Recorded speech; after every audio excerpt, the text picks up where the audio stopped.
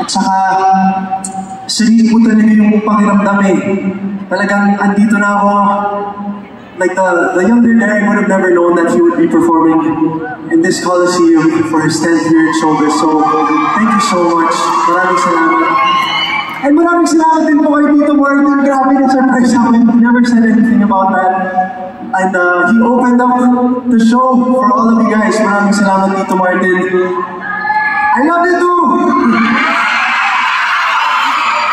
And this is not just the anniversary I'm sharing with all of you. This is also a milestone to all of you who have supported me po, syempre, since day one, especially sa mga Darenatics. Maraming salamat po. Ay, grabe. Hindi pa rin ako makapaniwala. Of course, to my parents who are here, to my parents who are here who flew in from Canada, to my family, maraming salamat po. It's been a wild ride since, I decided to take that leap of faith from traveling all the way from Canada to the Philippines para lang mag-audition sa The Voice Kids, but it was all definitely worth it. And yun nga, as I said earlier, the younger Darren would have never been, ano ba tawag dito? You would never imagine talaga na this is where we will be today on June 1st, 2024. Kasi sa totoo lang po, mahihayin ko talaga ako bata. Buti na lang, yung magulang ko very supportive ever since they found out that I could sing. Sinasabi nila ako sa mga singing contests, kahit hindi ko alam na nilagay nila yung pangalan ko sa listahan.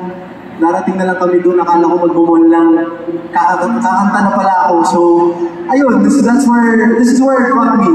And I'm just so glad that I got to build that confidence in myself and I never backed down. Kaya naman I'm here celebrating my 10 wonderful years at Showbiz with all of you. You've seen me grow up. Literal. From being, parang less than 5 feet. Ngayon, 6 feet na tayo guys. So maraming salamat. And you still believe in me and in what I can do. Kaya naman naging posible po itong D10. And of course, speaking of D10, this is co-presented by TNT. Nasa saya with TNT, and this is brought to you by Chowking Siomai Chow Fan. Kakaibang walk sarap. Maraming salamat po to my TNT and Chowking family. In cooperation, of course, with Bello Medical Group. Hello po, Doc Hayden, Doc VP. Thank you so much for the support. And to my Coke Zero family, maraming salamat po for your support as well. And Beauty Derm. Yeah! Maraming salamat po. Mami Ray, I love you so much. Thank you po sa suporta ninyo. Maraming salamat po talaga. And I want to thank also my Chowking family for welcoming me recently. You guys are the best. Puro Chow fan lang pinangain ko talaga. Napaka-addictive.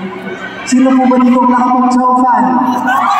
Alright, well, hindi po meron po tayong Chow fan box photo booth sa my green gate where you can take photos and tag me at Chowking PH. And here's a surprise.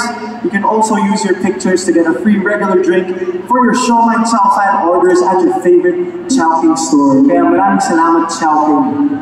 Alright.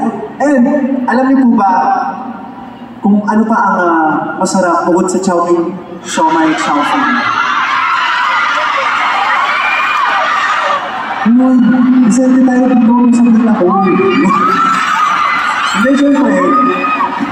Bukod sa akin, medyo ako. Bukod sa Chowking Siomai Chow Fan, masarap din my love, di ba po? Kaya at this point, I'd love to dedicate these original songs na kinanta ko po, naging parte ng aking debut album ng bata pa ako. But this time, here's my 2024 version of these songs, and I hope you guys like it.